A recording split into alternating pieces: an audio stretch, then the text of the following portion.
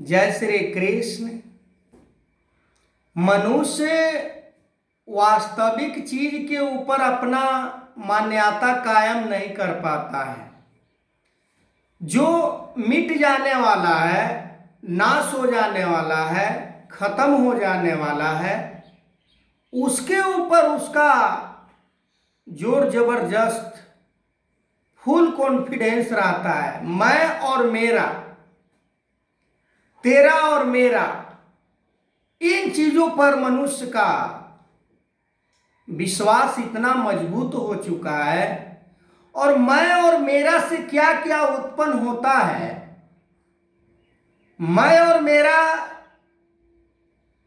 का सत्य से कोई ताल्लुकात नहीं है। मैं और मेरा मनुष्य के जीवन में जब आ जाता है तो मनुष्य सत्य से इतना दूर हो जाता है कि जिसका कोई हिसाब नहीं, कितना दूर हो जाता है। ये परमात्मा निराकार जो इंसान को अपना था, ये सत्य इंसान को अपना था, पर इसे भूलकर संसार को अपना मान लिया, संसार के वस्तुओं को अपना मान लिया। पर संसार उसे अंत में साथ नहीं देता, संसार उसके साथ नहीं जाता। जिसने सत्य को जानकर सत्य के साथ अपना रिश्ता जोड़ लिया, चाहे किसी भी अवस्था में इस सत्य को कोई भी प्राणी, इंसान, जीव प्राप्त कर लेता है, फिर दुख सुख के चक्कर में वो कभी भी नहीं पड़ता। क्योंकि दुख सुख संसार की अवस्थाएं हैं, दुख सुख संसार के बनाए हुए सिस्टम हैं। ये परमात्मा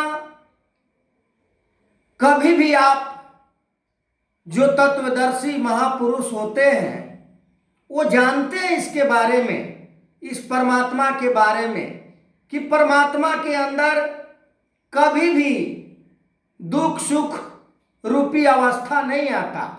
पर संसार के किसी भी मैं और मेरा से जो उत्पन्न हुए कोई वस्तु हो, कोई पदार्थ हो, अहंकार हो, इकोसिस्टम हो, वो सब के सब परिवर्तित होते हैं, बदलते रहते हैं। पर ये परमात्मा निराकार कभी भी नहीं बदलता है। चाहे दिन हो चाहे रात हो, किसी भी समय में ये अपने आप को परिवर्तित नहीं करता है। इस परम सत्ता को यदि कोई जीव प्राप्त कर लेता है, फिर उसका भी यही अवस्था प्राप्त हो जाता है। कभी भी वो संसार की अवस्थाओं में नहीं पड़ता, संसार के बंधनों में वो नहीं घिरता। वो बस इस परमात्मा के जैसे अपने नेचर, अपने विचार, अपने स्वभाव, अपने आचरण, अपने कैरेक्टर, अपने बिहेवियर, सारा कुछ ये निराकार के समान वो बनाकर इस संसार में जीवन जीता है। ऐसे प्राणी बहुत दूर दूर तक खोजने पर भी नहीं मिलते। लालची, स्वार्थी, कपटी, दम्मी, ईर्षा, द्वेष, ऊंच नीच करने वाले पग पग पर मिल जाते हैं। पर निस्वार्थ जीवन जीने वाले व्यक्ति कहीं कहीं ढूंढने पर मिलते हैं। निस्वार्थ जीवन एक ऐसा जीवन होता है जो अपने सुख को त्याग कर दूसरों को सुख के लिए वो हर समय आकर्षित किसी दूसरे को करता है। जैसे हम कहीं रास्ते में जा रहे होते हैं, कड़क धूप निकला हो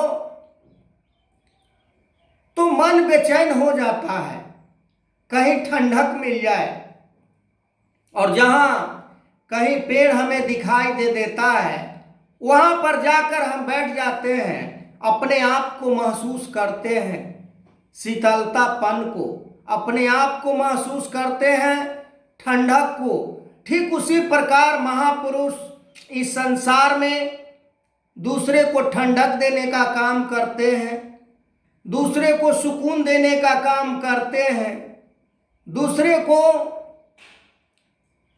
ठंडे जल के समान शीतल बनकर उन्हें प्यास बुझाने का काम करते हैं।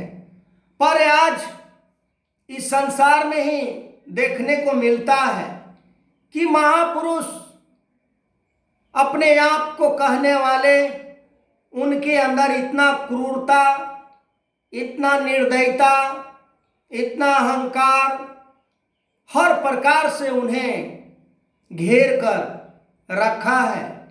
पर वो इंसान तो कहलाने का योग नहीं हो सकते, और महापुरुष कहलाने का योग कैसे हो सकते हैं। आगे मैं इस वीडियो को कंटिन्यू करूंगा, तब तक के लिए जय श्री कृष्ण।